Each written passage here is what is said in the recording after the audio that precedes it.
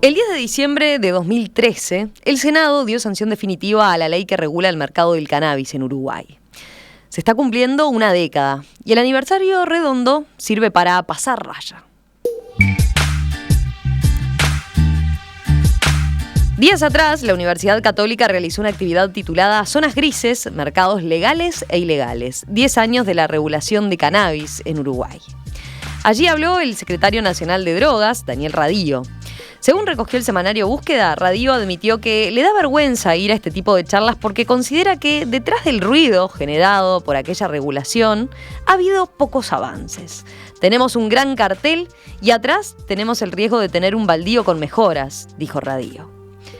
De esta actividad también participó la doctora en Ciencias Políticas Rosario Queirolo, profesora titular en el Departamento de Ciencias Sociales de la Universidad Católica, que tiene como uno de sus principales campos de estudio las políticas de drogas. En ese sentido, Queirolo, que dirige el proyecto LAMRI, Iniciativa Latinoamericana de Investigación sobre la Marihuana. Y es con toda esa investigación detrás que se llega al concepto de mercado gris de marihuana. ¿Qué implica eso? ¿Cómo se llega a esta situación que identifica Radío? ¿Se dejó pasar una oportunidad con la regulación del cannabis? Bueno, vamos a profundizar en este tema y a conversarlo con la doctora Rosario Queirolo y también con Lorena Repeto, profesora asistente en la Facultad de Ciencias Sociales y también integrante del equipo de esta investigación, Iniciativa Latinoamericana de Investigación sobre la Marihuana.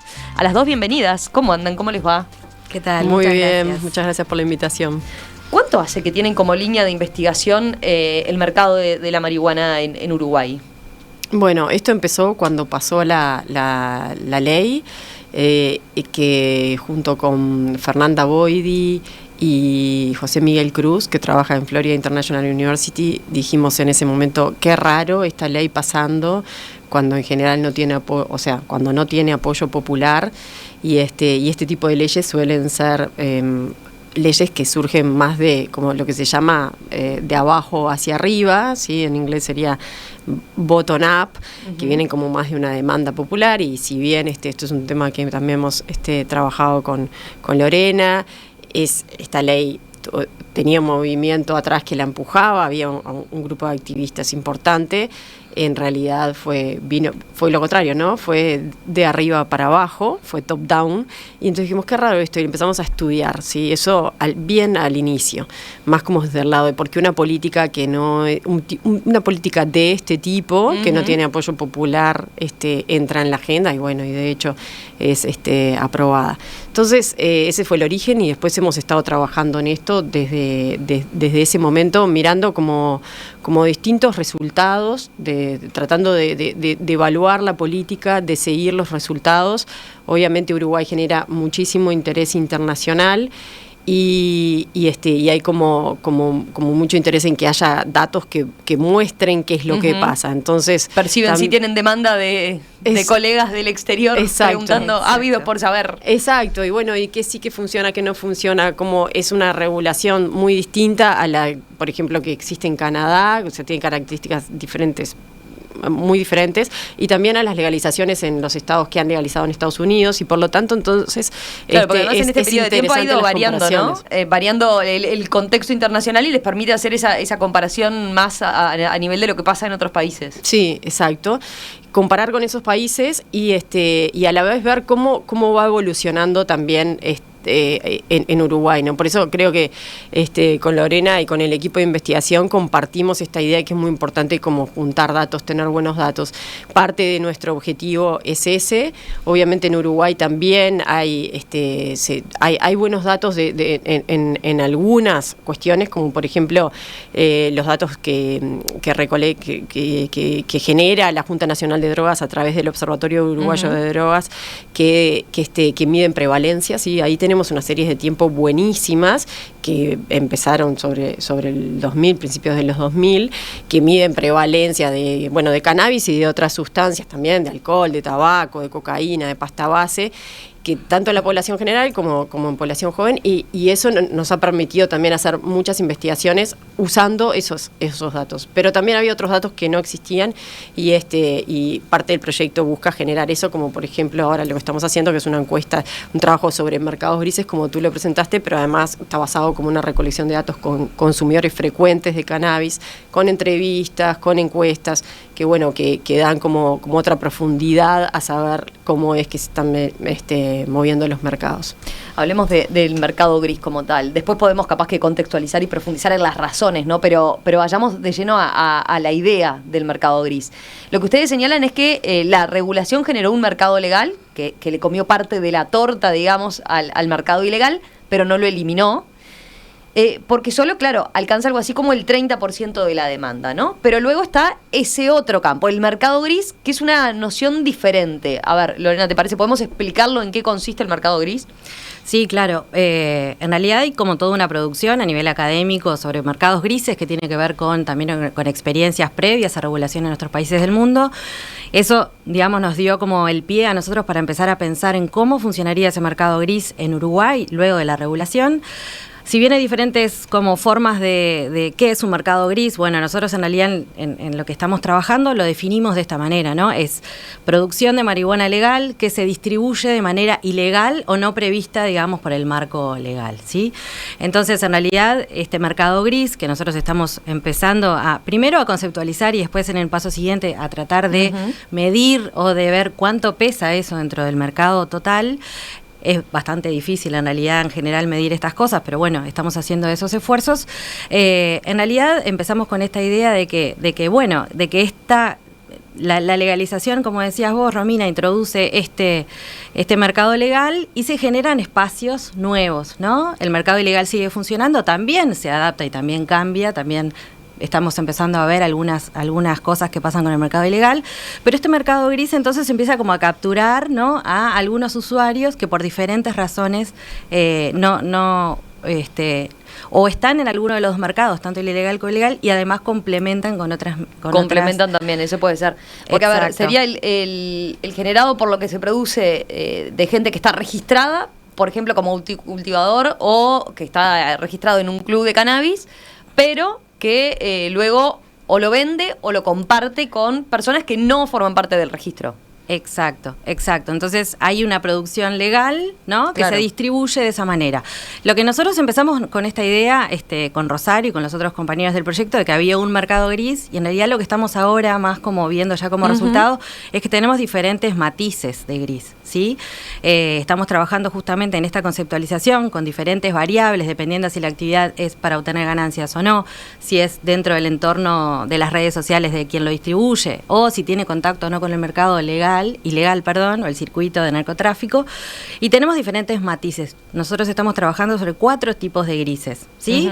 Hay un gris más claro, por decirlo de alguna manera, y hay grises más oscuros. Obviamente el gris más claro es el que tiene que ver más con el fenómeno de compartir, ¿no? El momento de fumar, por ejemplo, de alguien. ¿Qué puede darse? Pensemos la situación como de alguien que de repente es miembro de un club de cannabis, tiene determinada producción, recibe determinada producción, y bueno, y cuando lo comparte en una reunión social y demás, capaz que lo comparte con alguien que no necesariamente es consumidor habitual de marihuana, ¿no? Exacto, eso es un ejemplo, y también lo que sabemos que pasa, y eso hay datos ya del IRCA, de que hay gente que comparte membresías, ¿sí? Por el tema de los montos, digamos, de los topes máximos y de consumo, hace que uno puede retirar hasta 40 gramos de cannabis en un club, ¿no?, si es miembro, ¿sí? Eso hace que hay un tema como de sostenibilidad de los clubes. Muchos clubes en realidad tratan de que,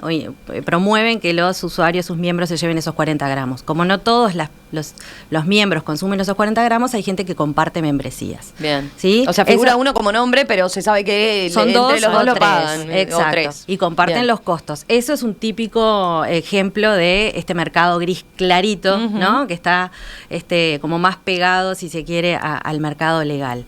¿Sí? Y después hay otros ejemplos que tienen que ver ya cuando hay como un objetivo más con fines de lucro, si se quiere, ¿sí? Cuando hay producción o sobreproducción que se comercializa.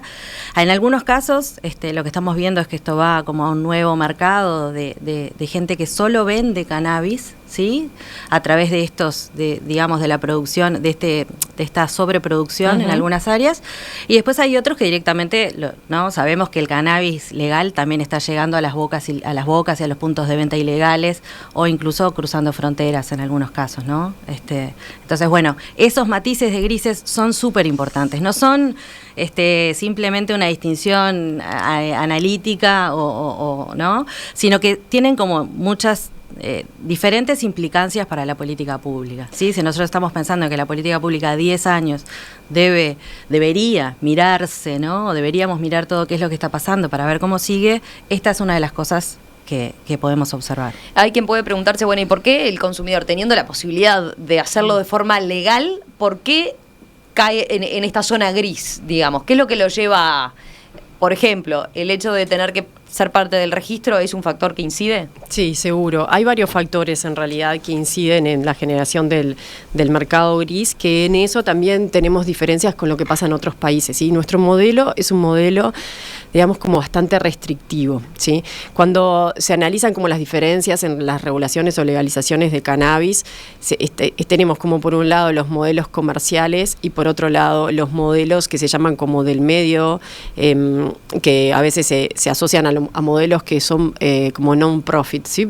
Que no buscan tanto la ganancia. Claramente Uruguay está dentro de eso, más allá de que hay una versión, o sea, hay una vía de acceso del cannabis, que es la que se vende a través de las farmacias, que es una medida, que es una vía de acceso comercial y que claramente en donde hay ganancia, pero después los clubes, ¿sí? son clubes que son organizaciones sin fines de lucro y los autocultivadores, bueno, también no funcionan como con fines comerciales, ¿sí? Entonces, de nuestras formas de acceso, que son 3, digamos que hay una sola que tiene como esta idea más de la ganancia atrás, ¿no? Es parte de la definición de la política pública relacionado a esto. No es que el mercado genere nuevos productos, ¿sí? Todo eso en Uruguay no sucede y es muy distinto a lo que pasa en Canadá y en Estados Unidos, donde sí existe un modelo comercial fuerte. Entonces, por ejemplo, si nosotros miramos los datos de Estados Unidos y Canadá, el mercado legal es mucho mayor que el mercado legal en Uruguay. ¿Por qué? Porque ese modelo comercial también de alguna manera satisface más las necesidades de los usuarios. En cambio, en Uruguay, este modelo que tiene altamente regulado, tiene muchas restricciones, que tienen un objetivo, ¿no? Y fueron definidas con un propósito, podemos hablar de eso después. Pero en realidad ahora lo que sucede es que de alguna manera funcionan como barreras para que la gente se pase al mercado legal. Y una de esas, es como vos decías, Romina, es el tema del registro. O sea, tener un registro obligatorio para comprar en farmacias es una barrera para mucha gente. Para algunos es porque les parece que es un disparate tener que registrarse para consumir cannabis, porque no hay que registrarse para tomar vino. Y entonces, ¿por qué me tengo que registrar? Para otros es el argumento de que no sé qué va a pasar con esos datos. Hay gente que desconfía del anonimato o de la confidencialidad de esos datos, ¿sí? De que realmente no se vayan a usar para otra cosa. Porque más que haya muchas condiciones de seguridad sobre la confidencialidad de esos datos, hay gente que no la percibe, ¿sí? O que desconfía. También para otra gente, sobre todo para los usuarios de nivel socioeconómico más bajo, que a veces viven en situaciones de más marginalidad o incluso muchos pueden estar como vinculados a otras actividades ilegales, el pasar por un proceso en donde tú tenés que registrarte y después vas a ir y dejar tu huella digital en la farmacia, eso es como una cosa muy, muy lejana, o sea, es impensable, y eso también lo percibimos. Hay gente que, o sea, nunca se registraría por esas condiciones. Entonces, eso es, por supuesto, una de las barreras importantes. La variante es otra. El tipo de la variante, sí, la oferta que hay, ¿no? Uruguay solo tiene lo único que se reguló en el mercado de cannabis de uso adulto o recreativo, como querramos llamarlo, es la venta de flores, ¿sí? Entonces, acá no tenemos comestibles, no tenemos tinturas, no tenemos aceites, no tenemos otro montón de productos que sí existen en otros mercados. Además de eso, está regulado, está acotado en las farmacias las variedades que se venden. Entonces, durante mucho tiempo pasaba que los usuarios de cannabis que estaban registrados en la farmacia estaban Decían registrados. que tenían baja cantidad de THC, ¿no? Claro. Era como una queja habitual. Claro, era como que lo que se vendía en las farmacias no les parecía atractivo. Entonces estaban registrados, pero no compraban ahí.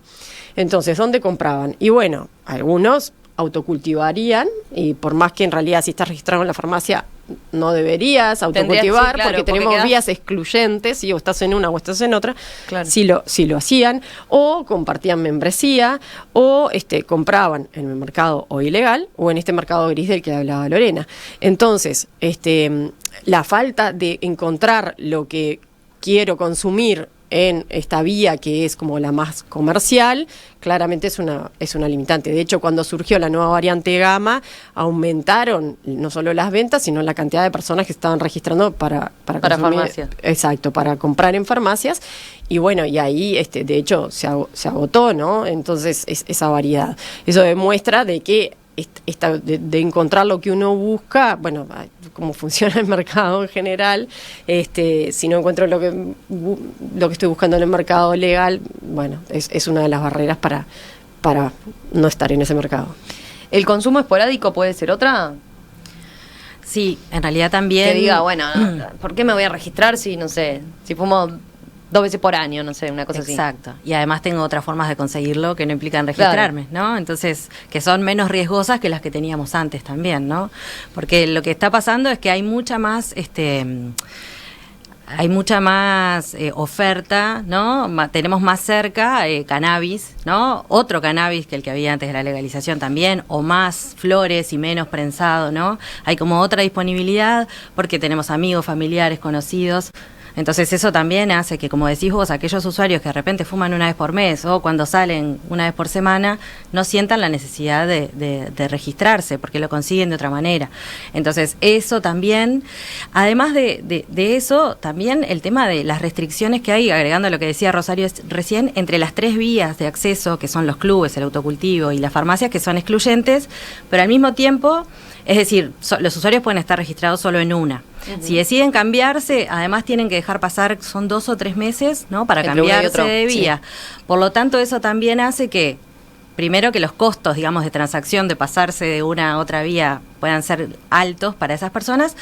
Pero además, asumiendo, ¿no? Decidiendo tomar esa decisión, digamos, de moverse, durante 2 o 3 meses no pueden acceder por vías legales tampoco. Entonces también eso hace, ¿no? Va engrosando de alguna manera o va generando estos incentivos o desincentivos, digamos, para que la gente esté registrada o no registrada. Y el hecho de el consumo en farmacias, pero en el interior del país, donde se sabe que no en todo el territorio nacional, ¿no? Hay farmacias que vendan marihuana. Sí, ese es otro de los puntos. Sí. Nosotros los englobamos como algunos de estos temas como en el tema de la accesibilidad.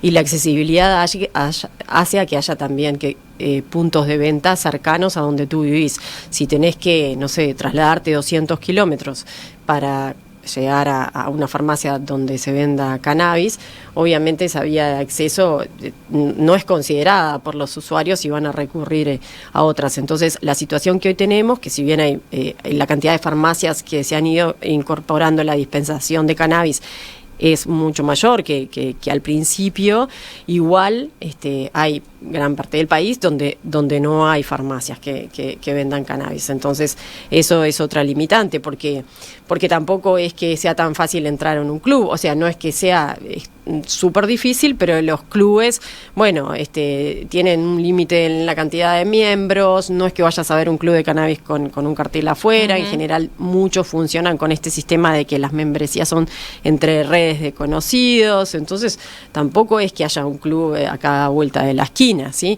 Entonces, bueno, muchas veces está todo este otro mercado, que es el que nosotros llamamos mercado gris, en donde empiezan a ver como otra oferta. Y por supuesto que también continúa existiendo el mercado ilegal. Es importante decir que también en aquellos modelos más comerciales, como en Estados Unidos y en Canadá, también siguen existiendo mercados ilegales y también hay mercados grises. Y acá hay como otros temas, capaz, no tanto como el tema de la accesibilidad, como como en Uruguay, pero sí hay temas como de, por ejemplo, hay usuarios que prefieren seguir comprándole al dealer que le compraban siempre porque están acostumbrados, porque tienen una relación con esa persona, porque no tampoco sienten que es una relación peligrosa o que hay algún tipo de, no sé, problema, que entonces necesiten interrumpirla y pasarse a un mercado legal, y porque sobre todo en esos otros mercados más comerciales también puede ser que los precios del mercado ilegal, puede ser no, en general los precios del mercado ilegal son más bajos, entonces también hay gente que que no quiere gastar tanto en el mercado legal y es como una economía, digamos, informal, en donde no se paga impuestos, en donde esto hablando más de las razones en Canadá y en Estados Unidos. Digo, para que también no hay que pensar que el 100% de los usuarios de cannabis deberían estar ahora en el mercado legal. Siempre va a haber cierta convivencia, pero se esperaría que fuesen más que el tercio que hoy existe. Él les iba a preguntar eso, o sea, ¿y qué evaluación se hace de que exista este mercado gris, digamos? ¿Es negativo para la política pública como tal? ¿En qué sentido hay que prestarle atención? Si les parece, después de la pausa me responden esa pregunta. Buenísimo. Días atrás, la Universidad Católica realizó una actividad titulada Zonas Grises, Mercados Ilegales y Legales, 10 años de la regulación del cannabis en Uruguay. Sobre esta investigación estamos profundizando hoy con las doctoras en Ciencias Políticas, Rosario Queirolo y Lorena Repeto, que están abocadas a estudiar este mercado desde que surgió. Así contaban en el arranque, cómo se dio esta línea de investigación. Definimos el mercado gris, esta zona gris que ustedes decían, se ha quedado conformada por todas estas situaciones que veíamos. Y yo les preguntaba, ¿pero necesariamente es malo esto para la política pública? ¿Qué evaluación hacen ustedes? Bueno, en realidad, el otro día en la mesa que comentó Radio mismo, ¿no? Decía, no hay nada malo ni bueno en el mercado gris, digamos, o hay de las dos cosas en todo caso. Justamente en esta tipología que estamos trabajando, la idea es ver, de todo esto gris, ¿no? ¿Qué cosas, digamos, son más relevantes o qué cosas tienen como... ¿Qué cosas son tolerables por parte del Estado, digamos, o son no implican violencia o no implican conductas de riesgo o no implican poner como en disputa algún territorios o otros mercados, y qué cosas se parecen un poco más a lo que esta legislación quería eliminar, ¿no? Que es la ilegalidad. En estos matices de grises, este mercado gris oscuro, que nosotros le decimos gris acero, que es el más parecido al mercado ilegal, quizás ese sea el más problemático, es la porción más problemática de este mercado gris, ¿no? Que se parece y que tiene vínculos directos con el narcotráfico o con circuitos ilegales, posiblemente también con otros mercados, podría ser con otros mercados ilegales de otros bienes. Entonces ahí es donde ese gris, ¿no? Se empieza a poner más oscuro, y es donde quizás la política pública, los reguladores tienen que prestar más atención. Ahora, si lo que sucede en realidad es que hay miembros compartiendo membresías, hay miembros de clubes compartiendo membresías porque la propia regulación es tan restrictiva, ¿no? Que hace que algunos usuarios no entren por estos canales, quizás es algo menos peligroso o hasta problemático, si se quiere, no problemático, y de alguna manera también ocupa un espacio que el Estado no ocupa con la regulación, ¿no? Si tú tenés un marco legal que es súper restrictivo, todos los marcos legales dejan a gente adentro y a gente afuera, ¿no? En este momento parecería que la mayoría de la gente está todavía por fuera de la legalidad. Entonces, o revisamos la regulación y tratamos de incorporar a aquellos que están en estas modalidades más claras de gris, ¿sí? Y vemos quizás de prestar un poco atención más, ¿qué hacemos con esta otra porción que se generó, esto más oscuro, este gris más oscuro que se genera y que puede generar otros desafíos para el Estado, para la política pública, ¿no? Entonces, me parece que lo de bien o mal hay que mirarlo con esos matices. Sí. El propio Radio, como vos decías, Lorena, ¿no? Él decía que no le parecía una tragedia que existiera el mercado gris, exacto, ¿no? Rosario, ¿vos querías complementar con algo de eso? Sí, que como decía Lorena, si el mercado...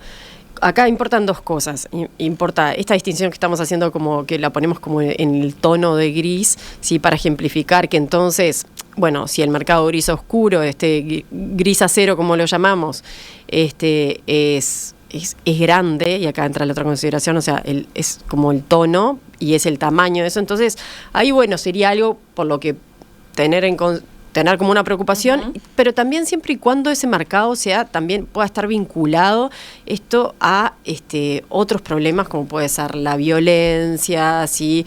El crimen organizado de otra manera. Entonces, si eso es así, entonces ahí hay un lugar, como decía Lore, para meterse, y bueno, y claramente tener como un rol en la política pública de tratar de disminuir, uno esperaría eso, lo mismo que se hace con el mercado ilegal. Pero de nuevo, es muy importante esto de los tonos, y nosotros decimos el tono y como el tamaño de cada tono. Entonces, lo que estamos encontrando en la investigación es que la mayoría, por lo que todavía no tenemos como una medida exacta, pero claro, hicimos muchas entrevistas y ya estamos recogiendo encuestas, y en realidad lo que vemos es que este mercado gris, en su mayoría, es un mercado que es de tonos claros, ¿sí? Es de tonos mayoritariamente claros, que no está vinculado a la violencia ni a redes delictivas, ¿sí? Que hay una partecita que sí, pero que en su mayoría no. Entonces, si en su mayoría no, esto no debería ser un problema importante, salvo que uno también regula, y eso es parte de la finalidad de la regulación del cannabis, con digamos, con una finalidad de también con un objetivo de salud pública. Y entonces ya no estamos hablando digamos, de redes delictivas ni de ilegalidad, sino que estamos hablando de que los usuarios usen una sustancia que está controlada y regulada. De la misma manera que, no sé, compramos vino en un supermercado y sabemos que tiene ese vino, compramos una cerveza, ¿sí? O sea, consumimos otras drogas de esa manera, sabiendo cuáles son las características, bueno, que lo mismo suceda en el cannabis. Entonces, cuando tú tenés un mercado gris, ese mercado gris no sabés bien qué es lo que se está vendiendo ahí, cuáles son las características. Y eso puede tener algunas implicancias en la salud pública. Entonces, por eso es que otro objetivo igual sería que sí, que más usuarios igual se pasaran al mercado legal, más allá de que este mercado gris no sea como un mercado peligroso, ¿sí? Ahí podemos hablar entonces de lo que ustedes pasan, digamos, en limpio también con respecto a estos 10 años, ¿no? ¿Qué ha pasado respecto a cuando se planteó esto como política pública, ¿no? Lo de la regulación del cannabis. El proyecto surgió, recuerdan ustedes, en un paper, en un paquete de medidas orientados a mejorar el desempeño en materia de seguridad pública, ¿no? Y terminó siendo después una ley que integró también cambios en objetivos de discriminalización, derechos de los usuarios y salud pública. Cuando se ven ese origen o esos propósitos que tenía la ley, ¿qué entienden ustedes de qué evaluación se puede hacer en ese sentido? Bueno, en realidad, además de pasaron 10 años, pasaron cosas, pero también, como decías vos al principio, otros mercados, y como comentaba Rosario, cada vez tenemos más experiencias a nivel internacional que se incorporan, y eso también debería nutrir, digamos, nuestra evaluación de estos 10 años. Más allá de lo que pasa en Uruguay, también ahora, cosa que no podíamos hacer al principio porque fuimos el primer país en el mundo que legalizó, ahora tenemos otras experiencias de las que aprender, algunas más orientadas al mercado. Canadá tiene un modelo, pero también es cierto que a la interna de Canadá los diferentes estados también presentan como variaciones. Entonces también está bueno mirar qué es lo que pasa. Nosotros tenemos un modelo, obviamente, como decía Rosario, muy restrictivo o muy regulado, ¿sí?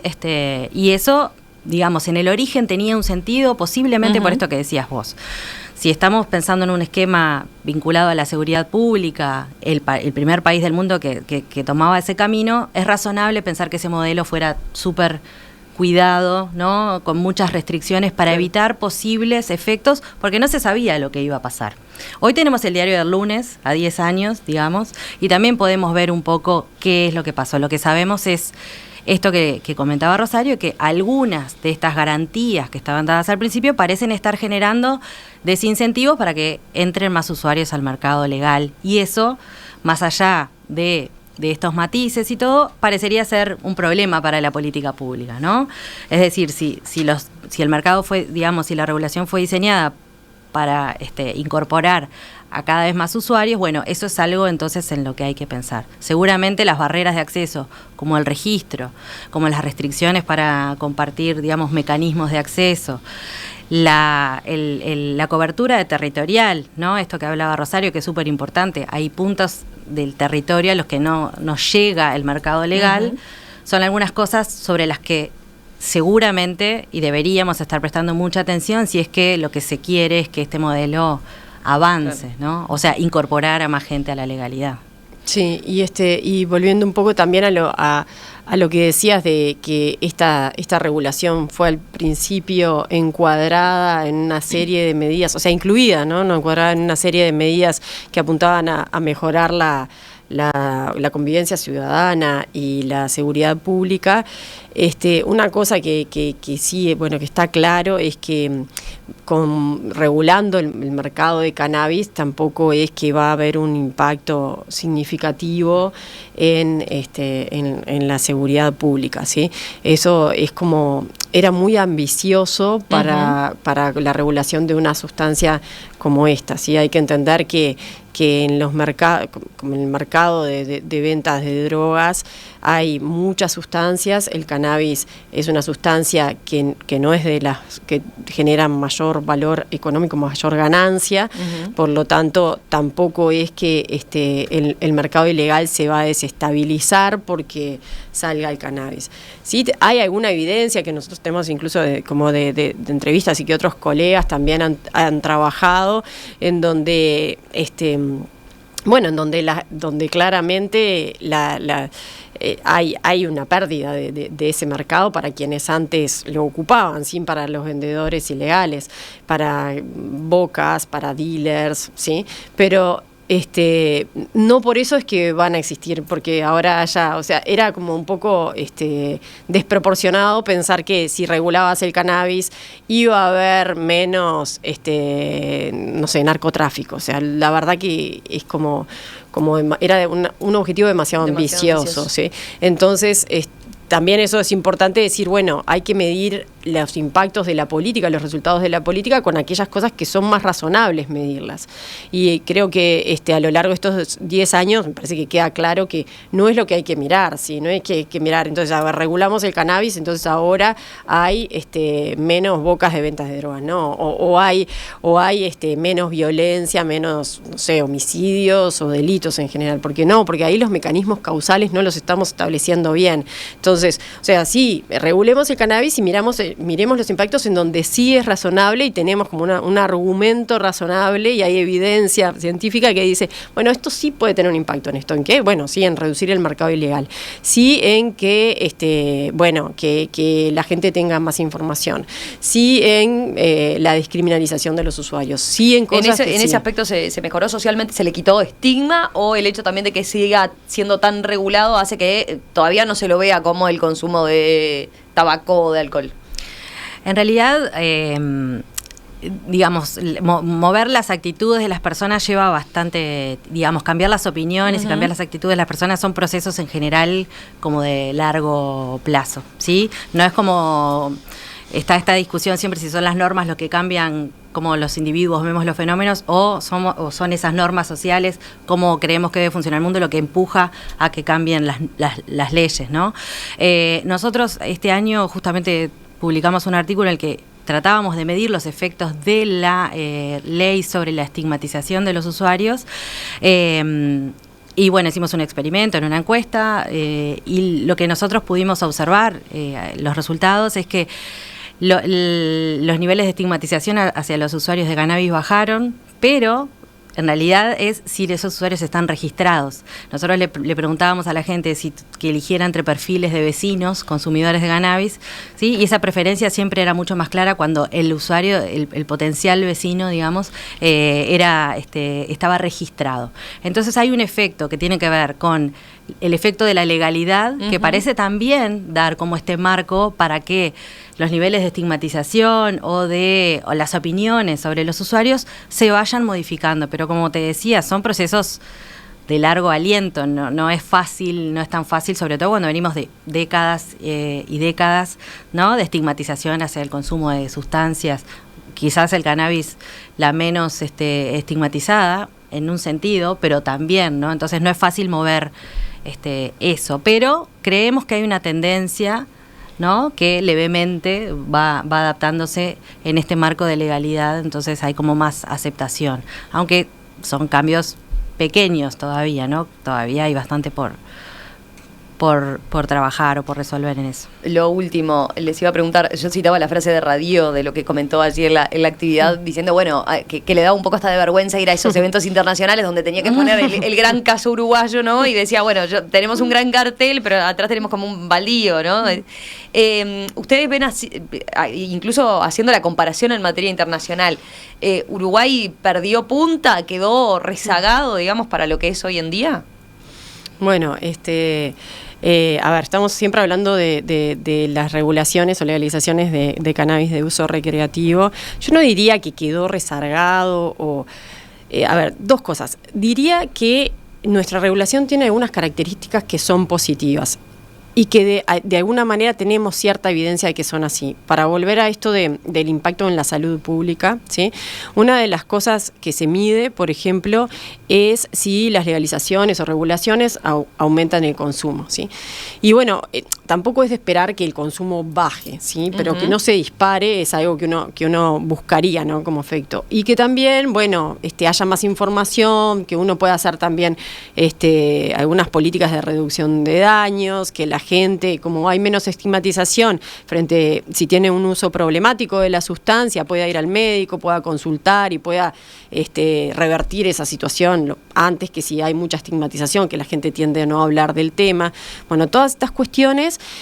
¿Qué pasa? En los mercados más comerciales, ¿sí?, hay muchos incentivos, o sea, hay publicidad, hay incentivos al consumo que en Uruguay no se dan. Este modelo restrictivo que genera algunos problemas de los que veníamos hablando, como por ejemplo para que el mercado legal sea más grande, tiene algunos beneficios en términos de salud pública, ¿sí? Por ejemplo, hemos hecho un estudio junto con un equipo de la Universidad de NYU, un equipo de epidemiólogos, en el que usando un modelo de control sintético y comparando los datos de uso de cannabis en población joven en Uruguay con los de Chile, encontramos que el aumento es en Uruguay menor que el aumento que se generó en Chile, donde no hubo una regulación, ¿sí? Entonces, en Estados Unidos, por ejemplo, en muchos estados el consumo en la población joven aumentó mucho, ¿sí? Y hay algunos problemas, por ejemplo, de estar consumiendo un cannabis con mucho THC, con mucha psicoactividad, y han aumentado la prevalencia de consumo, lo que se llama consumo problemático. Entonces, las características del modelo uruguayo, así tan restrictivo, tan contenido, muchas cosas, parece, no es que podamos decirlo así a ciencia cierta, sí, y por eso necesitamos más datos, por eso necesitamos que el tiempo pase y eso, pero la evidencia preliminar parece que muestra como algo positivo en eso, ¿sí? Entonces, diría, bueno, sí, tiene algunos problemas, pero también tenemos algunas cosas que la gente mira como positivo. Entonces, frente a las declaraciones de Daniel Radio, diría, bueno, esto no está tan mal. Y de hecho, muchos países europeos que ahora están pensando, de hecho, por ejemplo, bueno, Alemania, Suiza, en Holanda, están haciendo como una experiencia piloto con diferentes versiones, están pensando más en algunas formas que son más parecidas a las uruguayas, como por ejemplo autocultivadores, clubes de cannabis y también el Estado regulando cómo, ¿no? Que se vende, y no modelos tan comerciales como el de los estados en Estados Unidos y el de Canadá, salvo la excepción que decía Lorena de la provincia de Quebec, que es bastante distinto.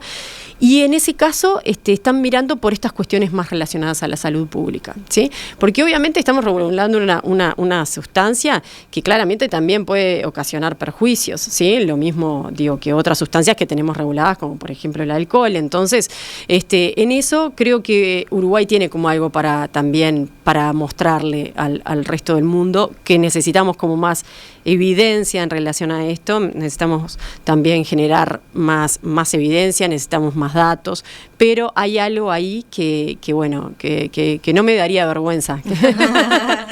No.